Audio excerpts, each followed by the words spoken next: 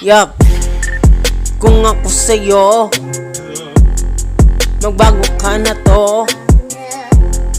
Ipapakita mo dito sa ating mundo. Hindi mo ba alam kung bakit nasa huling araw na ikaw magbago ka na? Huwag kang magpapadala kung ano ang nakikita mo, huwag mong intindihin. Maniwala ka sa taas sa kanyang ididinggin. Ang problema mo, huwag yung pag nasasaktan ka na, unting-unting na lang iyong nadadama pala. Imbis na magpakamatay, manalig sa Diyos na hindi ka mawalan ng pag-asa ng lubos, kasi kakapitan ka talaga pag hindi ka nananalig sa ating na Ama.